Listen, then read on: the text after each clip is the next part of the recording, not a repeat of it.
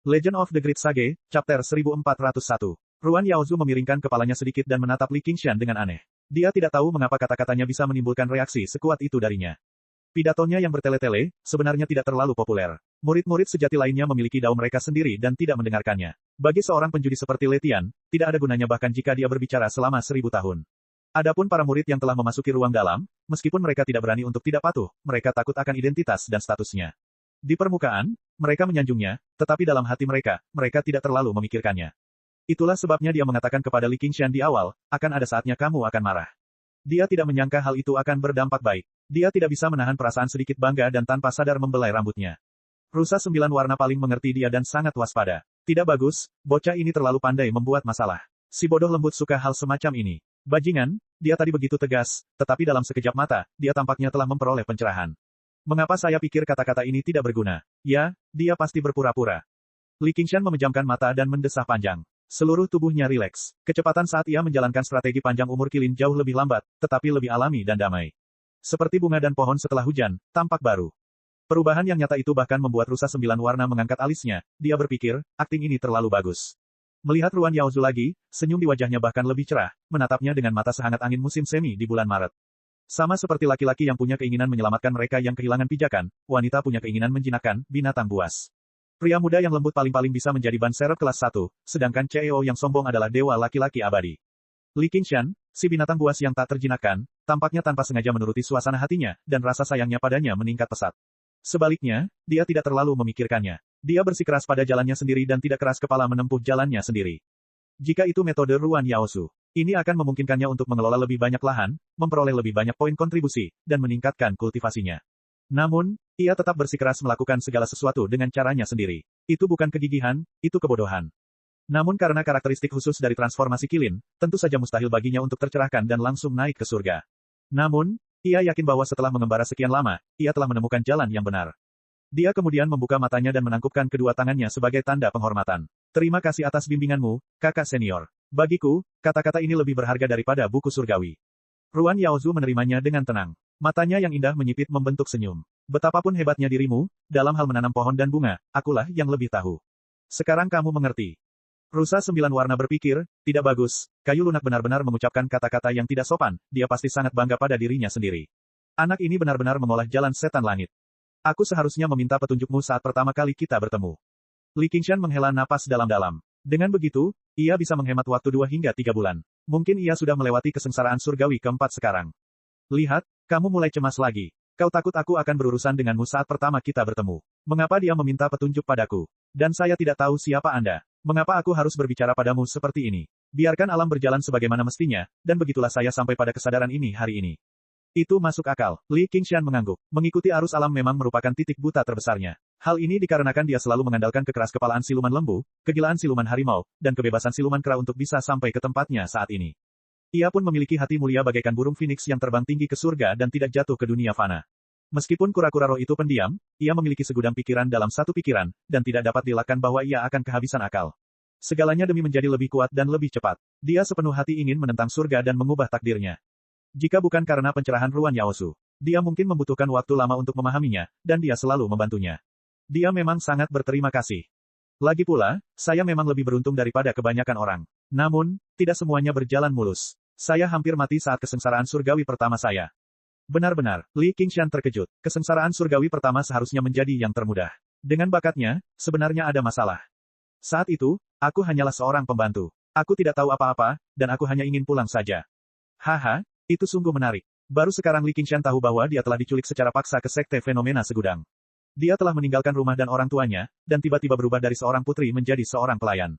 Dia benar-benar tidak tahu apakah itu beruntung atau tidak. Dia memiliki temperamen yang lembut dan suka mencampuri urusan orang lain, jadi dia sangat menderita.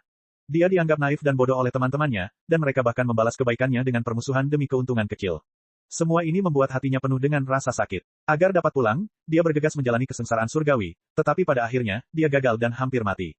Setiap kaisar manusia memiliki legendanya sendiri. Tidak ada perjalanan yang benar-benar mulus. Keberuntungan bisa menjelaskan segalanya. Bahkan di alam seperti itu, masih ada banyak cobaan dan kesengsaraan. Salju semakin tebal dan tebal. Salju berdesir turun dan menutupi pohon bodi. Tawar yang itu semakin jelas dan hangat. Suasana di bawah pohon pun dipenuhi dengan suasana bahagia. Guru, kita harus kembali. Batuk rusa 9 warna itu diabaikan beberapa kali. Akhirnya, rusa itu tidak dapat menahan diri untuk tidak menyela. Kata, Tuan, adalah pengingat yang sangat serius. Ruan Yaozu akhirnya tersadar. Dia tidak bisa menahan diri untuk tidak tersipu. Dia hanya berkata pelan, aku pergi. Dan bergegas pergi. Li Qingshan memperhatikan sosoknya menghilang di antara salju. Ia merasa agak tidak puas, juga agak melankolis. Setelah berdiri beberapa saat, dia menggaruk dadanya. Dia mengeluarkan labu anggurnya dan minum beberapa teguk. Kemudian, dia menyingkirkan pikiran ini dari benaknya. Dia masih punya banyak pekerjaan yang harus dilakukan. Radius 50 km adalah area yang sangat luas. Dia tidak tahu apakah klon bayangannya bisa mencapai sejauh itu. Dia harus meningkatkan buku kebebasan surgawi dan teknik bayangan fraktalnya. Dia juga harus berpikir hati-hati tentang apa yang harus dia lakukan selanjutnya. Biarkan alam berjalan sebagaimana mestinya, jelas bukan berarti tidak melakukan atau memikirkan apapun. Itu hanya mengikuti hukum alam. Meskipun, lebih tergesa-gesa, lebih lambat, hal itu bahkan lebih mustahil dilakukan jika dia berdiri diam. Kuncinya adalah menjadi tepat. Jika dia mengelola tanah ini dengan baik, dia akan memiliki sumber poin kontribusi yang sangat stabil. Seiring dengan peningkatan kultivasinya, itu mungkin tidak kurang dari kecurangan dari spirit venerable Guihai. Di sebuah gua di pegunungan yang jauh, rusa 9 warna, yang telah berubah wujud menjadi seorang gadis muda, mencengkeram bahu Ruan Yaozu yang lembut dan mengguncangnya. Kau harus mengusirnya. Kau harus mengusirnya. Apakah kau mendengarku? Dia tidak melakukan kesalahan apapun.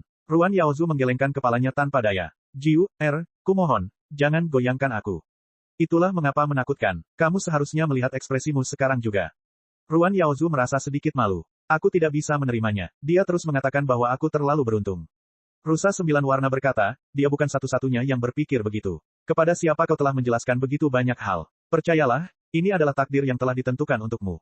Li Qingshan tidak pernah menyangka akan mendapat penilaian seperti itu. Namun, jika dia benar-benar mendengarnya, dia mungkin tidak akan merasakan keinginan apapun. Bukannya dia tidak pernah melakukan hal seperti itu sebelumnya. Belum lama ini, dia berubah menjadi takdir yang telah ditentukan dan menyeret Chuo Long turun dari tahta.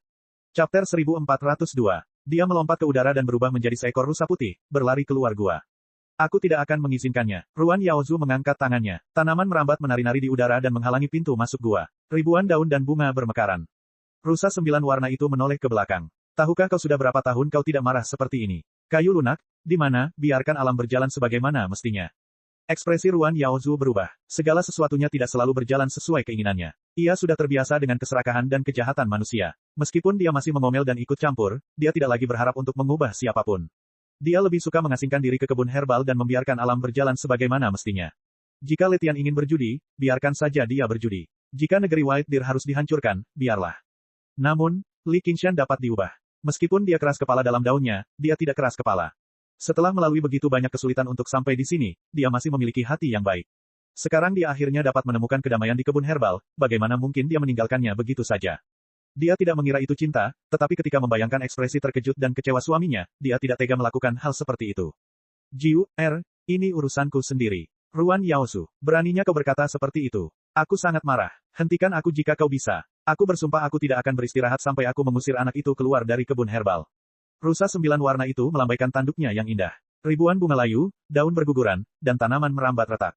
Baiklah, jangan marah. Ruan Yaozu menghampiri dan membelai lehernya dengan lembut. Aku tahu kamu melakukan ini demi kebaikanku, hiburnya. Jika aku mati, itu karena hati dauku tidak cukup kuat. Aku tidak bisa menyalahkan orang lain. Dia berputar di tempat, gaun hijaunya berkibar tertiup angin. Dia tersenyum dan berkata, apakah aku sebegitu pelin-pelannya sampai-sampai kamu tidak percaya padaku? Bagaimana kalau kita bertaruh? Tanya rusa 9 warna. Sepertinya akhir-akhir ini ada terlalu banyak taruhan. Kau tahu aku tidak berjudi, kata Ruan Yaozu tanpa daya. Baiklah, apa yang ingin kau pertaruhkan? Bertaruhlah apakah anak itu akan meninggalkan taman herbal, kata rusa 9 warna.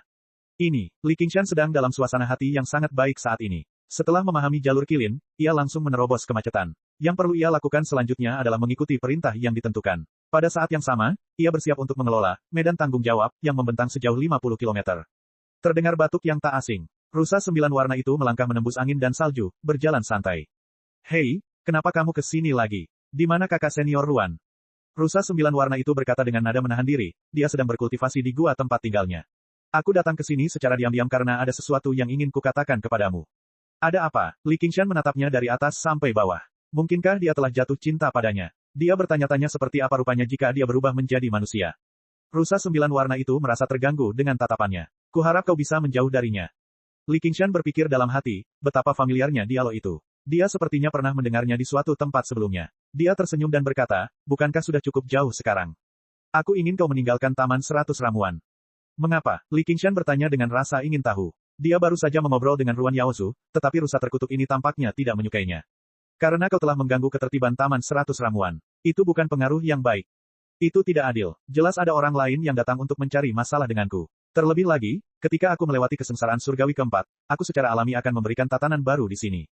Wajah Li Qingshan penuh percaya diri. Rusa 9 warna itu tidak bisa tidak mempercayainya, tetapi dia sengaja berkata dengan nada meremehkan, perintah baru, nada yang sangat besar.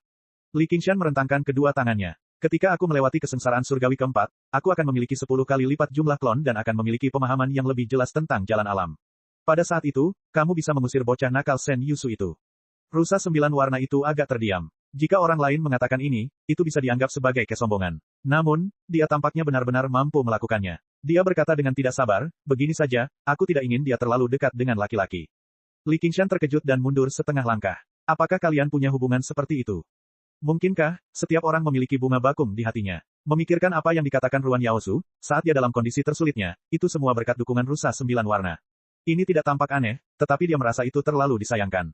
Saat suaranya jatuh, dia merasakan sakit yang tajam di kakinya. Kuku rusa itu dengan kejam menggesek kakinya. Rusa 9 warna itu menggertakkan giginya dan berkata, omong kosong apa yang kau bicarakan? Terdengar suara tawa di gua 100 rumput abadi. Ruan Yaozu dengan gembira menyaksikan rusa 9 warna itu mengalami kemunduran dan merasakan embusan kehangatan. Semua yang dilakukannya adalah untuknya. Mereka telah saling menemani selama 1000 tahun, berbagi suka dan duka, menjalani hidup dan mati bersama. Hubungan mereka jauh lebih dekat daripada hubungan semacam itu. Li Qingshan menatap kakinya dan merentangkan tangannya. Akulah yang bingung. Aku jelas-jelas baik-baik saja dan membantu suster senior Ruan, jadi mengapa kau tiba-tiba ingin aku pergi? Apakah ini idemu atau ide kakak senior Ruan? Rusa 9 warna itu perlahan menarik kembali kukunya. Baiklah, aku akan terus terang. Yaozu tidak tahu bahwa ini adalah ideku. Li Qingshan berkata dengan marah, apa sebenarnya yang tidak kamu sukai dariku? Aku memiliki sedikit garis keturunan kilin dan membantumu memenangkan banyak lot giok hijau. Bahkan jika kamu tidak ingin berteman denganku, kamu tidak perlu bersikap begitu bermusuhan. Sejujurnya, kamu sangat baik, dan aku tidak membencimu. Hanya karena kamu membantu kami memenangkan lot giok hijau itu, aku seharusnya memberimu beberapa keuntungan. Namun, Yaozu sedang berada di momen kritis untuk menjadi manusia abadi, dan aku tidak ingin siapapun atau apapun mengganggunya dan mengalihkan perhatiannya. Dia sangat lembut terhadap semua orang, dan karena kamu sangat baik, dia pun sangat lembut kepadamu. Aku rasa tidak ada apa-apa di antara kalian berdua, tetapi meskipun hanya ada 1 dari 10.000 bahaya, aku akan berusaha sebaik mungkin untuk menghindarinya. Apakah kau mengerti? Bagaimana dengan ini, aku tidak akan membiarkanmu menderita sia-sia. Jika kau bersedia pergi, aku akan memberimu 100 lot giok hijau sebagai kompensasi. Li Qingshan terdiam sejenak. Ia berjalan mondar-mandir di bawah pohon dengan kedua tangan terlipat di belakang punggungnya. Tiba-tiba, ia berkata, kau benar. Aku harus pergi, tetapi aku tidak akan mengambil pembatas buku itu. Kau tidak berutang apapun padaku, jadi kau tidak perlu memberiku ganti rugi. Kalau tidak, alur cerita ini terlalu familiar. Itu hanya irama, aku akan memberimu 1 juta untuk meninggalkan putriku. Anda setuju? Rusa 9 warna itu terkejut. Ia pikir setidaknya ia akan meminta untuk bertemu dengan Ruan Yaozu, tetapi ia tidak menyangka bahwa Ruan Yaozu akan menyetujuinya begitu saja. Aku akan pergi dan meminta kakak senior Ruan mengundurkan diri. Tidak, lebih baik tidak menemuinya. Aku akan menulis surat pengunduran diri, dan kamu bisa membawanya kepadaku. Kata Li Qingshan dan mulai mencari pena dan kertas. Dia tidak ragu untuk pergi. Rusa 9 warna itu mengerjapkan matanya karena bingung. Segalanya berjalan begitu lancar sehingga terasa tidak nyata. Chapter 1403. Taruhannya dengan Ruan Yaozu adalah taruhan apakah dia bisa membujuknya untuk meninggalkan 100 Herb Garden atau tidak. Jika dia tidak bisa membujuknya, itu akan membuktikan bahwa dia punya pikiran lain seperti Sen Yusu, hanya saja pikiran itu disembunyikan sangat dalam. Terlebih lagi, dia jauh lebih berbahaya daripada Sen Yusu. Bahkan jika itu hanya demi keamanan, dia harus mengusirnya. Dengan kata lain, jika dia bersedia pergi, dia bisa tinggal. Kalau dia tidak mau pergi, dia akan diusir. Ruan Yaozu tidak bisa membantahnya dan hanya bisa setuju. Kalau tidak, jika dia marah, Li Qingshan pasti tidak akan bisa tinggal. Sekarang setelah dia mendengar dia setuju untuk pergi begitu saja, senyumnya menjadi lebih cerah. Namun, ada yang aneh. Dia melihat Li Qingshan buru-buru menulis surat pengunduran dirinya dan segera mulai menyerahkan pekerjaan seolah-olah dia sedang melarikan diri. Dia juga merasa sedikit kecewa dan frustrasi. Mungkinkah dia benar-benar tidak memiliki sedikit pun rasa enggan untuk pergi? Rusa 9 warna itu melihat surat pengunduran diri itu. Rusa itu tidak menunjukkan sedikit pun rasa kesal. Sebaliknya, rusa itu berkata bahwa ia tiba-tiba memiliki masalah penting dan tidak punya pilihan selain meninggalkan 100 Herb Garden. Rusa itu dengan tulus meminta maaf kepada Ruan Yaozu. Tidak ada kesalahan yang dapat ditemukan. Ini, kamu tidak perlu begitu cemas. Tiba-tiba dia menyadari bahwa dia telah melakukan hal yang bodoh. Jika dia ingin mengusir Li Qingshan, dia harus membujuk Li Qingshan untuk tetap tinggal. Dia sangat bimbang sehingga dia ingin membenturkan kepalanya ke pohon. Tidak, aku akan segera pergi. Rusa 9 warna dipenuhi dengan keengganan saat dia bertanya, kamu tidak ingin menemuinya lagi dan mengucapkan selamat tinggal secara langsung. Mungkin dia akan membujukmu untuk tinggal.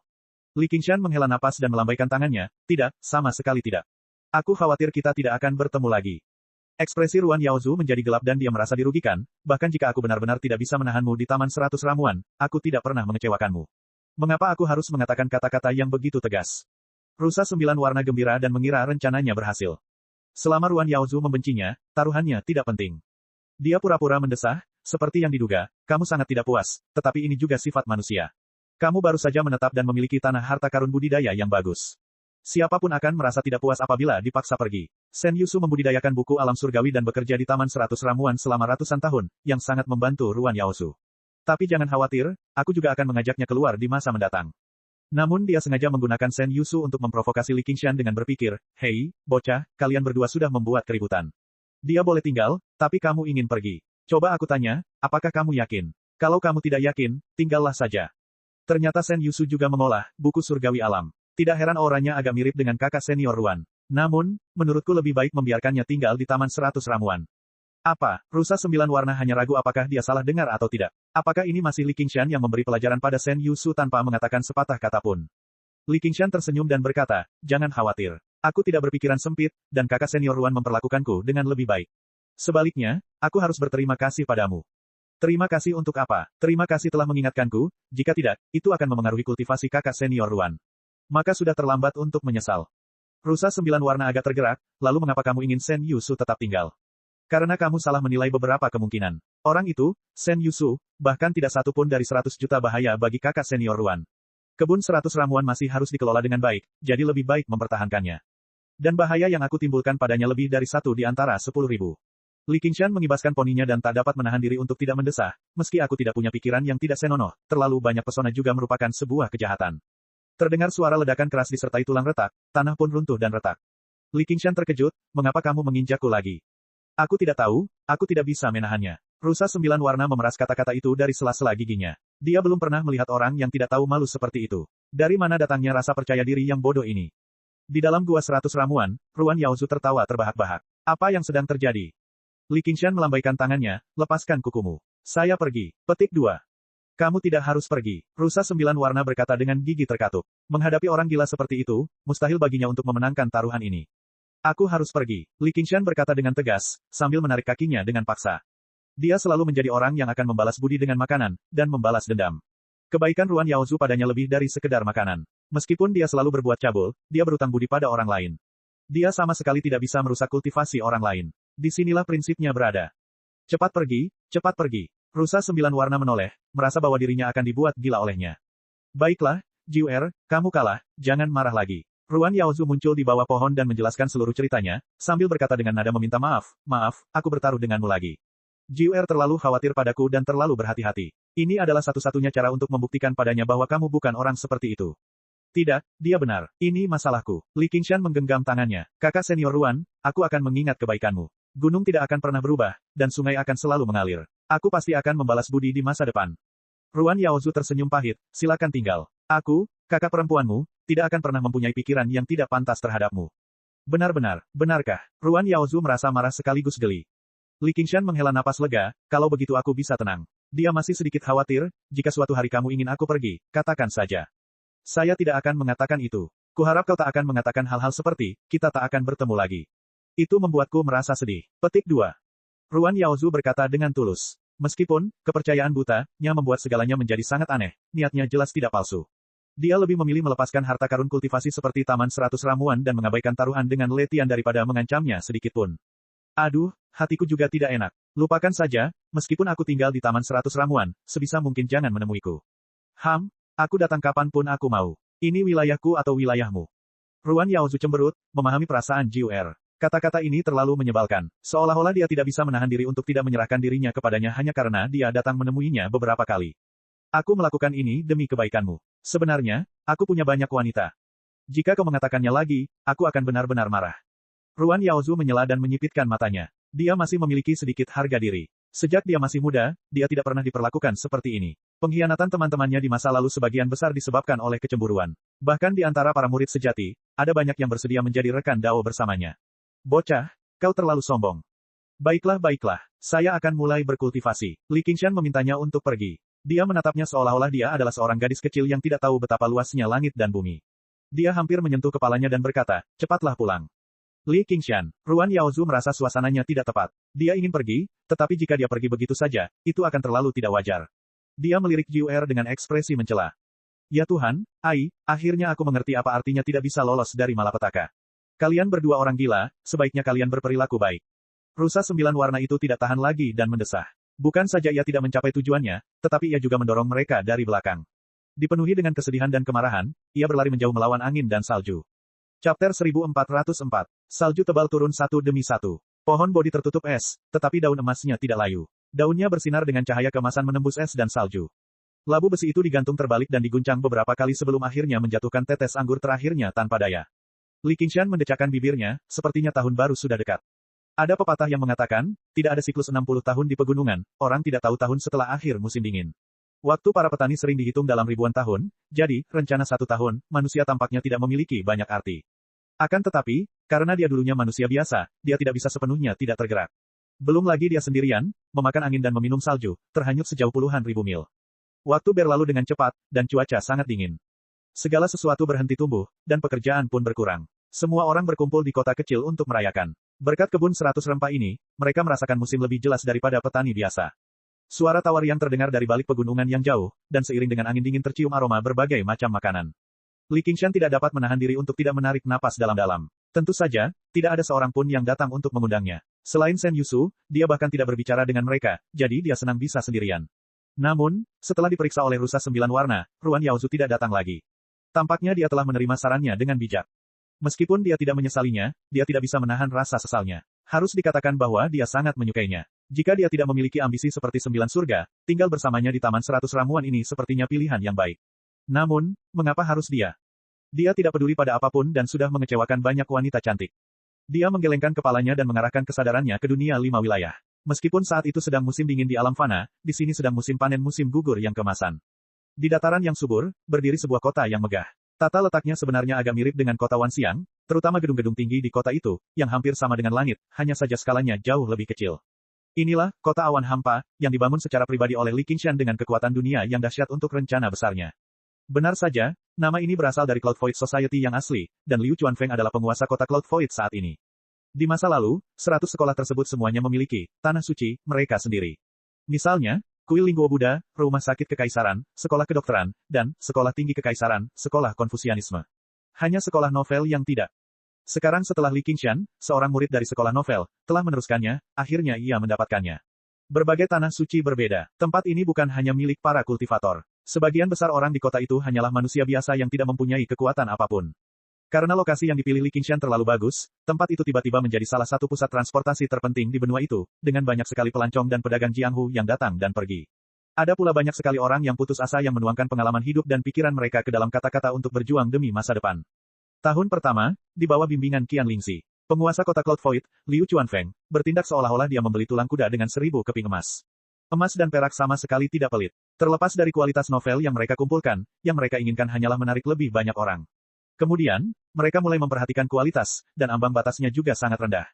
Fakta telah membuktikan bahwa selama ada cukup banyak manfaat, manusia selalu dapat meledak dengan motivasi yang tak terbayangkan kuatnya. Hanya dalam beberapa tahun, Pseudo Heaven telah mengumpulkan lebih dari 10.000 volume novel. Setelah pemilihan yang cermat, masih ada hampir 100 gulungan yang tersisa. Li Qingshan menyapukan pandangannya ke arah mereka dan mencatat semuanya ke dalam gulungan batu giok. Dia berdiri dan berkata sambil tersenyum, sudah waktunya membeli anggur untuk diminum. Petik 2 tanda seru petik 2. Jalan masih panjang, jangan berkeluh kesah pada perjalanan yang sepi, akan ada hari di mana dunia akan mengenalmu. Di kota kecil yang dikelilingi pegunungan itu, suara orang-orang riuh, saling bersulang, dan suasananya sangat ramai.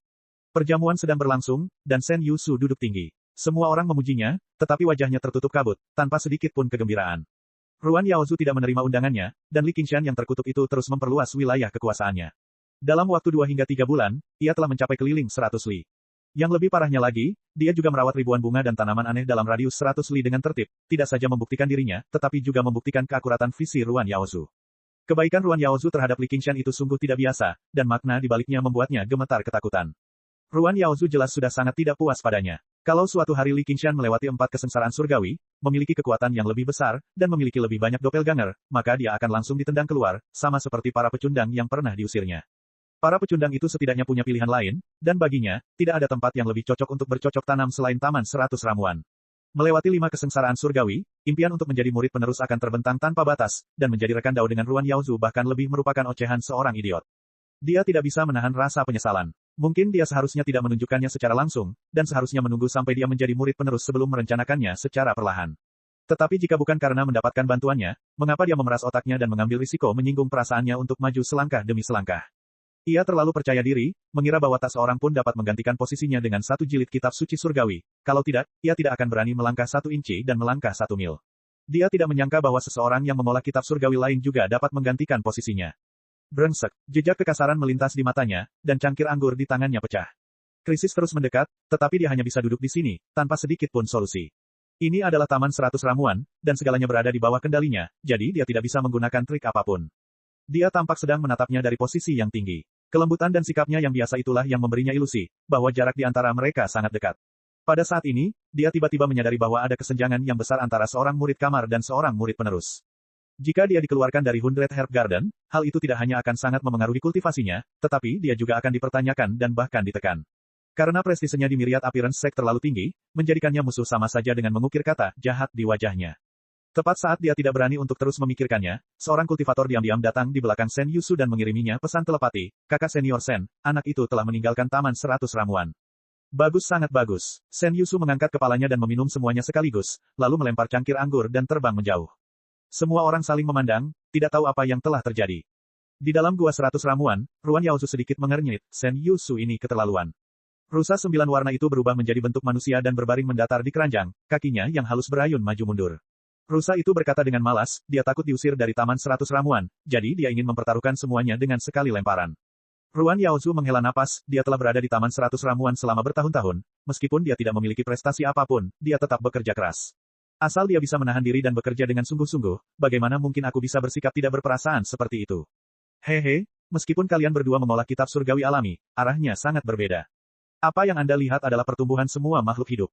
Surga memiliki keutamaan untuk memelihara semua makhluk hidup, menggunakan kebajikan untuk menggembalakan semua makhluk hidup. Ini adalah watak seorang raja. Ia telah menghabiskan banyak kesulitan untuk mencapai langkah ini. Apa yang ia lihat adalah perjuangan semua makhluk hidup, jadi ia berusaha sekuat tenaga untuk menyingkirkan mereka yang menjadi ancaman baginya. Ia masih ingin mendapatkan lebih banyak sinar matahari dan hujan darimu. Ini adalah watak orang-orang biasa. Tetapi metode kultivasi pada akhirnya mati, dan manusia masih hidup. Kita telah lama melampaui apa yang disebut raja dan rakyat jelata. Adik Mudali juga bukan dari keluarga kerajaan, tetapi dia memiliki ambisi, tekad, dan ketegasan yang besar, melampaui saya. Anak itu aneh. Aku mohon, jangan puji dia lagi. Dari sudut pandang Sen Yusu, tentu saja Anda akan mengusirnya dari Taman 100 Ramuan. Betapapun baik hatinya seorang raja, rakyat biasa tetap saja skeptis. Lagi pula, siapa yang akan menoleransi seseorang yang ingin merusak kultivasinya sendiri untuk tetap berada di sisinya? Kau selalu terlalu mudah diajak bicara, seharusnya kau sudah menghajarnya dengan kejam sejak lama. Tapi ini juga bagus, setidaknya dia tidak akan menjadi penghalang bagimu, jauh lebih aman daripada anak itu. Tidak, aku harus menghentikannya. Dia masih belum melakukan apapun. Yi, mungkinkah kamu akhirnya belajar menggunakan identitasmu sebagai murid langsung untuk menekan orang? Rusa 9 warna itu menggoda. Setidaknya aku harus mengingatkan saudara Mudali. Kamu ingin menemuinya. Omong kosong. Chapter 1405. Mata rusa itu berkedip-kedip dengan cahaya dingin yang langka, berisi teguran dan peringatan. Ruan Yaozu hanya bisa berkata, baiklah, aku tidak akan menunjukkan diriku, tetapi aku ingin meminta kakak senior untuk membantuku mengawasi mereka. Mereka semua adalah orang-orang dari kebun 100 Ramuan, bagaimana mungkin aku bisa berdiam diri saja? Meskipun Li Qingshan pandai bertarung, Sekte Wanxiang adalah tempat yang memperhatikan senioritas. Jika dia bertarung dengan murid dalam di kota Wanxiang, dia akan sangat menderita. Dia menyalahkan dirinya sendiri karena terlalu memanjakan Sen Yusu. Sekarang dia akan menyakiti orang baik, dia pasti tidak akan membiarkannya begitu saja. Kakak bela diri tertua, rusa 9 warna itu memperlihatkan ekspresi aneh. Meskipun ia dapat memahami pikiran Ruan Yaozu, membiarkan orang itu ikut campur dapat menimbulkan masalah. Ruan Yaozu juga merasa itu tidak pantas, tetapi dia bersikeras, bahkan jika itu adalah saudara Mudali dan bukan saudari Mudali, saya akan melakukan hal yang sama. Rusa 9 warna melihat ekspresi tekadnya dan tahu bahwa tidak ada gunanya membujuknya, baiklah, lakukanlah sesukamu. Ia berpikir, ini juga bagus, orang itu jauh lebih kuat dariku dan memiliki hubungan seperti itu dengan Yaozu. Begitu ia merasa bahwa bocah itu adalah ancaman, ia pasti tidak akan melepaskannya. Aku tidak peduli apa yang dipikirkan orang bodoh sepertimu. Salju tebal juga turun di lautan. Angin dingin bertiup, menari-nari liar. Ruang antara lautan dan langit kacau dan berkabut. Li Qingshan bersiul di antara keduanya. Shen Yusu mengikutinya dari kejauhan. Ekspresinya agak menyeramkan, tidak lagi selembut biasanya. Dia seperti predator yang mengejar mangsanya, berharap bisa segera membunuh Li Qingshan di laut. Namun, dia dengan paksa menekan pikiran ini. Mereka berdua adalah murid Sekte Wanxiang dan saling membunuh adalah tabu di sekte tersebut. Jika dia membunuh Li Qingshan, dia tidak akan bisa lolos dari hukuman. Adapun jika dia bukan tandingan Li Qingshan, dia sama sekali tidak memikirkannya. Aku terlalu ceroboh hari itu dan jatuh ke dalam perangkapnya, tidak bisa menggunakan banyak metodeku.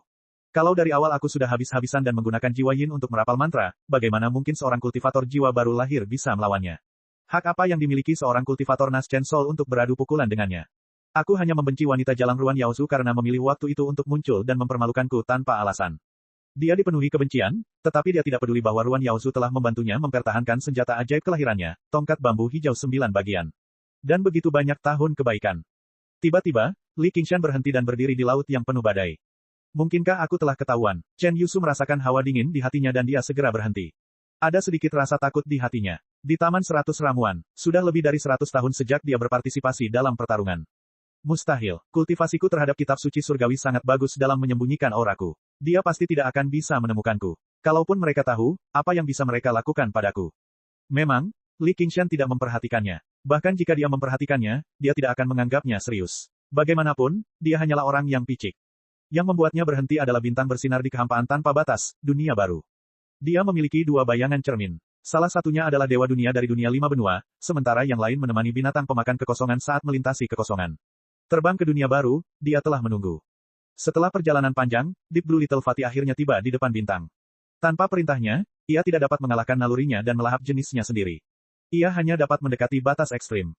Li Qingshan keluar dari mulutnya yang seperti jurang dan melihat sekeliling. Dia dapat melihat dengan jelas benua dan lautan di bawah awan seperti kapas. Dunia ini jauh lebih kecil daripada dunia 5 benua, tetapi jauh lebih besar daripada dunia kecil yang asli.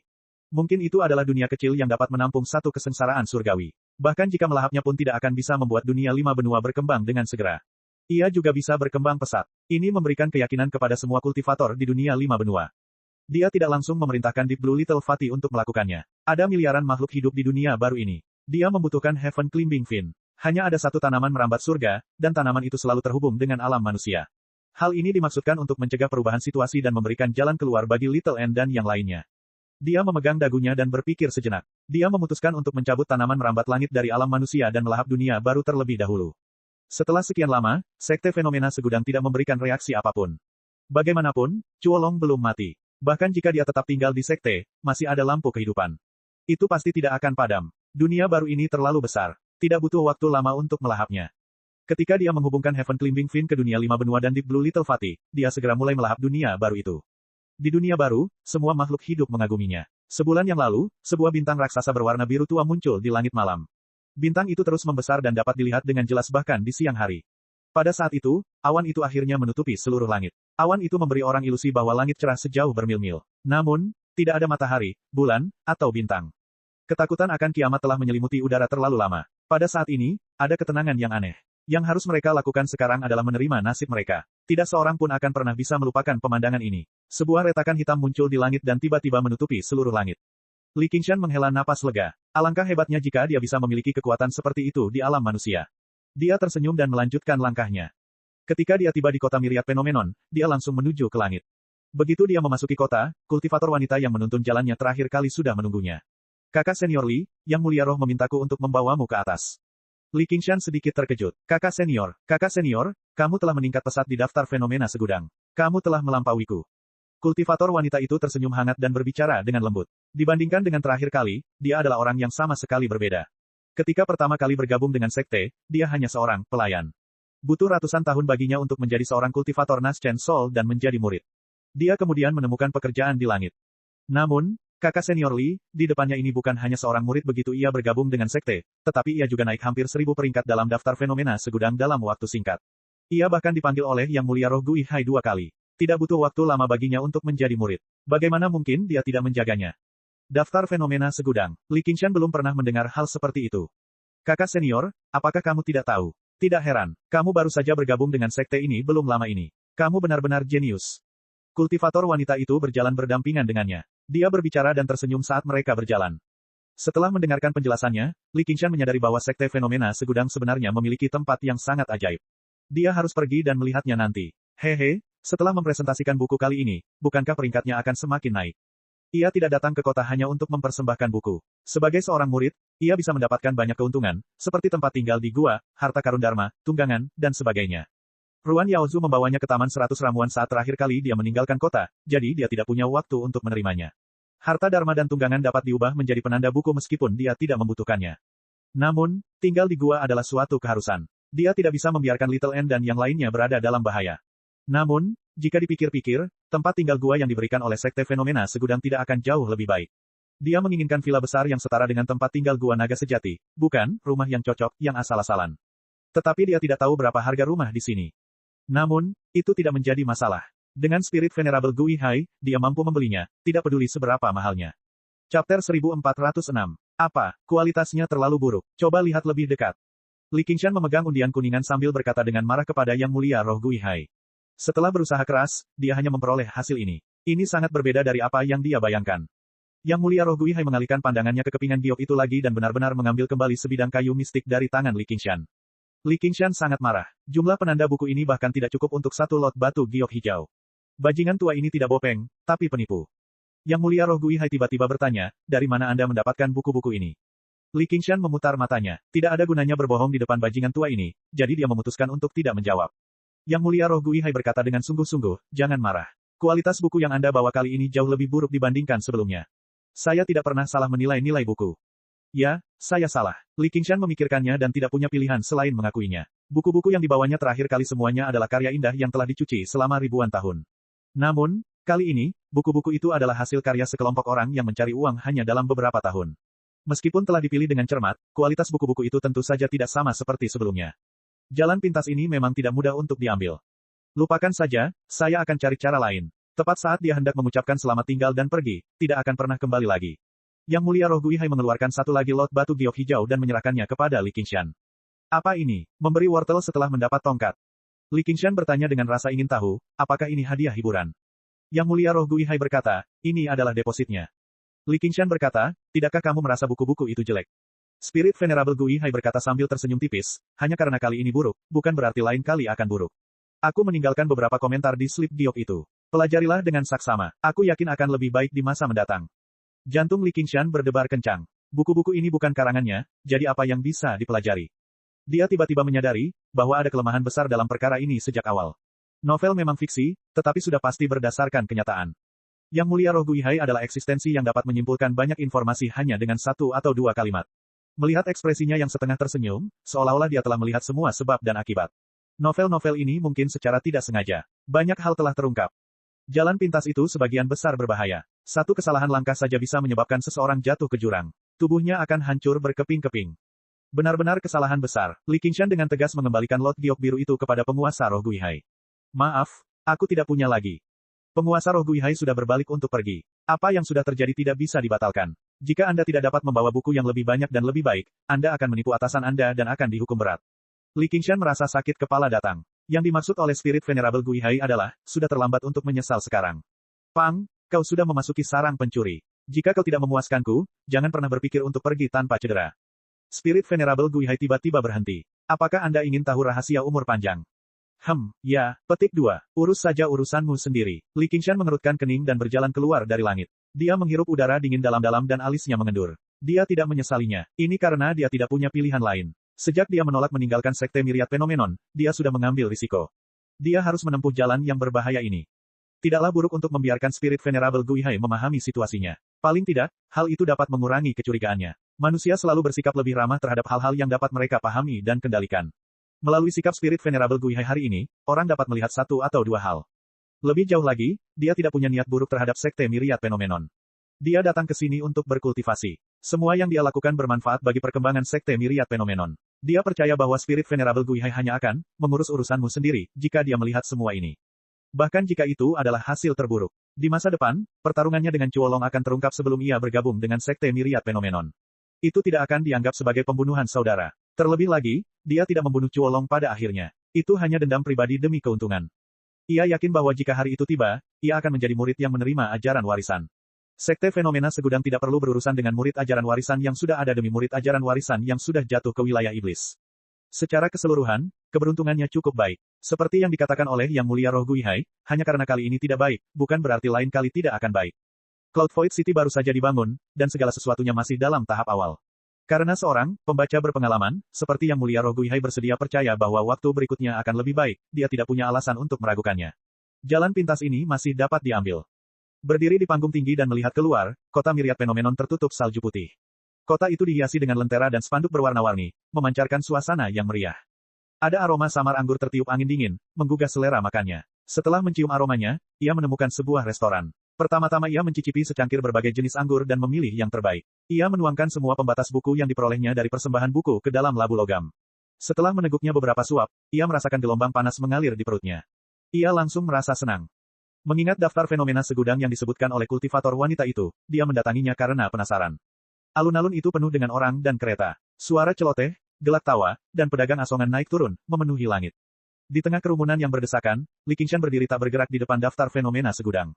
Dia menutup telinga terhadap hiruk-pikuk itu sambil menatap lurus ke bagian atas daftar. Panas di perutnya berubah dingin karena dia merasakan bahaya. Yang pertama dalam daftar fenomena segudang, Lin Xuan. Atau lebih tepatnya, Chu Tian. Jadi dia adalah kakak tertua dari sekte fenomena segudang. Pada saat itu, masa lalu melintas cepat, dan banyak pertanyaan terjawab. Chu Tian adalah reinkarnasi dari kakak tertua dari sekte fenomena segudang, Lin Xuan. Bakatnya yang tak tertandingi berasal dari sini. Bagaimanapun, dia pernah menjadi penguasa manusia di kehidupan sebelumnya. Meskipun dia bukan reinkarnasi dewa sejati, tidak banyak dewa yang bisa dibandingkan dengannya bahkan di Dao Surgawi. Tanaman rambat pendaki langit milik Qian Rongzi pasti juga berasal darinya. Saat itu, dia masih Chu Tian yang bodoh. Alasan mengapa dia mampu mendapatkan kepercayaan Chuolong dan berhasil melakukan serangan balik mungkin karena dia telah menyamar sebagai Lin Xuan. Baru setelah datang ke sekte Myriad Phenomenon, dia menyadari betapa berharganya kitab surgawi. Itu adalah teknik kultivasi yang tak tertandingi yang dapat membantu seseorang menjadi manusia abadi. Lin Xuan dengan santai mengeluarkan buku surgawi Tungku Awan untuk berterima kasih kepada Rusin. Betapa murah hatinya itu. Namun, dia masih punya pertanyaan lain. Mengapa Lin Xuan bereinkarnasi? Pertama-tama, itu jelas bukan untuk bekerja sama dengan rencana Chuolong. Dia juga menemukan nama Chuolong di daftar fenomena segudang, dan kebetulan itu adalah yang terakhir di antara para murid langsung. Bagaimana mungkin yang terkuat bisa bekerja sama dengan yang terlemah, apalagi sampai melakukan pengorbanan sebesar itu? 9 negara tidak sebanding dengan Lin Xuan yang menyerahkan segalanya. Terlebih lagi, Chuolong bertekad untuk menjadikan 9 negara sebagai wilayahnya. Lin Xuan tidak dapat memonopolinya. Bagi sekte Myriad Phenomenon, tidak ada gunanya menukar murid langsung dengan gua surga. Terlebih lagi, dia adalah kakak tertua dari sekte Myriad Phenomenon. Maka hanya ada satu penjelasan. Masa hidup Lin Xuan hampir habis, dan dia harus bereinkarnasi. Jika Letian dapat bertaruh dengan kepala sapi Ahbian, maka dengan identitas dan kultivasi Lin Xuan, ia tentu dapat melakukan sesuatu. Dengan demikian, ia berhasil bereinkarnasi ke 9 negara dan membawa tanaman merambat langit bersamanya. Bahkan jika ia bereinkarnasi sebagai seekor anjing, ia dapat dengan cepat menjadi roh. Adapun mengapa dia tidak bereinkarnasi ke alam fana, mungkin ada beberapa alasan. Alam fana terlalu luas dan tidak mudah untuk menemukannya. Jika dapat dengan mudah ditemukan, sekte fenomena segudang mungkin tidak tanpa musuh. Terlebih lagi, di alam fana, para kultivator tingkat rendah terlalu lemah, dan tidak ada jaminan keselamatan mereka. Berbeda dengan 9 negara, dengan bakat Chu Tian dan bantuan tanaman merambat langit, ia dapat dengan cepat membuat nama untuk dirinya sendiri dan melindungi dirinya sendiri. Selain itu, sistem 100 aliran pemikiran tampaknya dibuat khusus untuknya. Lin Xuan memiliki hubungan dekat dengan Chuolong. Chuolong pasti telah menerima banyak bantuan dari kakak tertua, ini sehingga dia dapat mencapai level penguasa manusia dengan begitu cepat. Lin Xuan pasti sudah mempersiapkan diri sejak saat itu. Dengan hubungan ini, Chuolong bisa menjadi pembimbingnya dan membantunya memulihkan ingatan dan kultivasinya sesegera mungkin sehingga ia bisa kembali ke sekte Myriad Phenomenon. Sayangnya, manusia berencana, Tuhan yang menentukan. Sebelum ingatan dan kultivasinya pulih, ia digigit ular berbisa, Qian Rongzi, dan hampir kehilangan nyawanya. Meski itu merupakan berkah tersembunyi, dan dia memperoleh kembali sebagian ingatannya, dia tahu dari kejadian dengan Raja Pohon Beringin bahwa ingatannya pasti belum lengkap. Semangat seorang penggarap bangunan pondasi yang terluka parah tidak sanggup menanggung semua kenangan seorang penguasa manusia. Gulungan kitab surgawi yang acak berisi sejumlah besar informasi. Untuk bereinkarnasi dan berkultivasi lagi, dia mungkin menyiapkan lebih dari satu gulungan kitab surgawi. Selain sejumlah besar pengalaman dalam kultivasi, ingatan yang tertinggal di area lain bahkan lebih terbatas. Chapter 1407. Ini bukan kabar baik bagi Li Qingshan. Itu berarti ada lebih banyak variabel yang tidak dapat diprediksi. Jika itu hanya Huilong, selama lampu kehidupannya tidak padam, tidak ada yang akan menganggapnya aneh bahkan jika dia tidak muncul selama 8 hingga 10 tahun. Ini adalah gaya hidup para kultivator. Akan tetapi, jika itu melibatkan saudara senior yang bereinkarnasi dari sekte fenomena segudang, maka semuanya akan sulit dikatakan. Siapa yang tahu berapa banyak teman dan musuh yang dimilikinya di sekte Myriad Phenomenon? Banyak sekali orang yang mengincar True Dragon Abode. Mungkin bahkan dua master sekte dari sekte Myriad Phenomenon akan memberikan perhatian khusus. N kecil dan yang lainnya telah tinggal di True Dragon Abode. Meskipun bermanfaat untuk kultivasi, tempat itu terlalu tidak aman. Aku harus pindah tempat sesegera mungkin, meskipun keadaannya sedikit lebih buruk. Li Qingshan telah mengambil keputusan. Namun, si gendut biru tua masih butuh waktu untuk melahap dunia baru. Jika dia mencabut tanaman merambat langit sekarang, siapa yang tahu berapa banyak orang yang akan mati. Tidak terjadi apa-apa setelah sekian lama, ini tidak mungkin hanya suatu kebetulan. Li Qingshan menekan jejak kegelisahan di hatinya dan terus menuju ke Taman Binatang Roh untuk mengambil tunggangannya. Namun, seorang guru Mohis pernah berkata, jika Anda khawatir terhadap sesuatu yang terjadi, maka kemungkinan besar hal itu akan terjadi. Di sebelah utara kota Myriad Phenomenon, 18.000 li. Angin menderu dan ombak mengamuk, menghantam tebing hitam berulang kali. Badai salju menari-nari dan bergemuruh saat menyapu tebing. Sebuah prasasti batu hitam berdiri di tebing, menghadap ke laut yang mengamuk. 4 kata besar terukir di atasnya, Gua Xuanming. Jika Li Qingshan ada di sini, dia pasti bisa mengetahui bahwa kata-kata ini ditulis oleh orang yang sama dengan True Dragon Abode. Di balik prasasti batu itu terdapat sebuah gunung. Gunung itu tingginya puluhan ribu li, menembus awan-awan seolah-olah terhubung dengan langit. Tidak ada puncak di atasnya, yang ada hanya jurang dalam yang membentang puluhan li. Bagaikan mata hitam yang tertanam di lautan awan, menatap langit tak berujung. Jurang itu begitu dalam sehingga cahaya pun tidak dapat meneranginya. Kepingan salju yang beruntung tersapu oleh badai dan terlempar ke atas awan, namun sayangnya jatuh ke dalam jurang. Warnanya seperti kristal dan bentuknya heksagonal. Seperti roh yang tersesat, ia mengembara ragu-ragu, melayang ringan. Setelah hanyut dalam jangka waktu yang tidak diketahui, ia akhirnya mencapai dasar jurang. Tanpa suara, riak samar muncul di permukaan danau yang hitam dan transparan, menghilangkan warna berkilau dan bentuk heksagonalnya. Riak-riak itu seharusnya segera tenang, tetapi permukaan danau berangsur-angsur melonjak. Sudah waktunya, Lin Xuan, apakah kamu gagal? Sebuah suara yang dalam dan kuat bergumam pada dirinya sendiri. Sepasang mata naga tiba-tiba terbuka di danau hitam. Tubuh gelap di dasar danau itu tiba-tiba bergerak. Sisik-sisiknya yang hitam beriak seperti air yang mengalir. Kelima cakarnya terentang dan menggali bebatuan yang terjal. Ia menopang tubuhnya yang besar, mengangkat kepalanya, dan meraung ke arah langit. Ledakan, seolah-olah gunung berapi berusia 1000 tahun telah bangkit kembali dalam sekejap mata. Yang menyembur keluar bukanlah lahar atau api, melainkan gelombang dahsyat yang beratnya mencapai puluhan juta ton. Seekor naga yang marah muncul dari gelombang yang bergulung-gulung. Pada saat ini, raungan naga yang agung dapat terdengar, menyebarkan lapisan awan sejauh ribuan mil. Gelombang yang bergolak berubah menjadi awan yang mengelilingi naga emas bermata emas dan membubung ke langit. Kepala naga itu menuju ke arah gua naga sejati. Dipisahkan oleh dinding kristal transparan. Li Qingshan memusatkan seluruh perhatiannya pada telur ikan aneh bersayap. Yang dilihatnya hanyalah telur itu, terbang, di dalam air, menimbulkan serangkaian cipratan. Telur itu tampaknya memiliki semacam kekuatan aneh. Keterangan pada tanda di sampingnya adalah sebagai berikut. Telur ikan glory dewasa. Badan ikan, sayap burung, suara seperti bebek Mandarin, dapat terbang dan berenang, serta pandai dalam air. Legenda mengatakan bahwa ia memiliki hubungan darah dengan Kun Peng, tetapi hal ini belum terbukti. Nilainya 7 batang kuningan, beli 2 gratis 1. Aku bisa memberikannya pada Yan Ying untuk dimainkan. Li Qingshan mendecak lidahnya karena heran. Ia terus maju dan tiba di depan kandang besi lainnya. Di dalamnya ada seekor beruang coklat besar. Matanya terpejam seolah sedang tidur, dan ia memeluk sebuah tiang kayu di lengannya. Tanda di sampingnya menunjukkan bahwa ini adalah anak beruang. Daripada mengatakan bahwa ia sedang tidur, lebih tepat jika dikatakan bahwa ia bahkan belum membuka matanya. Harganya jauh lebih mahal daripada telur ikan glory itu. Anak beruang itu berguling-guling dalam tidurnya, dan tiang kayu di tangannya pecah dan berbunyi retakan. Anak singa saja sudah ganas. Aku jadi bertanya-tanya seberapa ganasnya nanti saat ia dewasa. Pantas saja ia butuh kandang besi setebal itu. Li Qingshan terus maju. Binatang pemakan besi juga dikenal sebagai beruang hitam dan putih. Mereka dapat memakan besi dan bambu, dan cerdas. Catatan, mereka dapat dibesarkan bahkan saat mereka sudah tidak muda lagi. Ini bagus, ini bagus. Li Qingshan seperti anak kecil yang baru pertama kali mengunjungi kebun binatang. Ia begitu gembira hingga ingin bertepuk tangan. Taman binatang spiritual, ini sungguh menyenangkan. Agak mirip dengan taman rempah. Keduanya merupakan surga gua, dan bagian dalamnya seperti taman alam. Ada berbagai macam binatang aneh dan langka yang dapat dipilih orang. Baik mereka terbang di langit, berlari di tanah, atau berenang di air, semuanya ada di sana. Beberapa binatang spiritual dapat terbang di langit, berlari di tanah, dan bahkan berenang di air. Banyak di antara mereka yang hanya terdengar dalam legenda, dan beberapa bahkan tidak pernah terdengar. Saudara bela diri senior, apakah kamu sudah memilih? Binatang pemakan besi ini ditangkap oleh saudara bela diri senior Sima dari Taman Binatang Spiritual dengan susah payah. Binatang ini sangat mudah dipelihara. Yang Anda butuhkan hanyalah bambu dan besi. Jika Anda ingin memelihara anak beruang, Anda harus membeli setidaknya beberapa ribu kilogram daging setiap bulan. Itu bukan jumlah yang sedikit. Binatang pemakan besi juga seekor beruang, dan saat ia menjadi ganas, ia tidak jauh lebih ganas daripada anak beruang. Bahkan lebih mirip manusia, dan konon katanya bisa mengendalikan pikiran seseorang. Lihat matanya. Petugas wanita yang bertugas di bagian penerimaan tamu memperkenalkannya dengan sangat antusias. Dia telah mengikuti Li Qingshan sepanjang jalan dan hampir berjalan melalui seluruh taman binatang roh.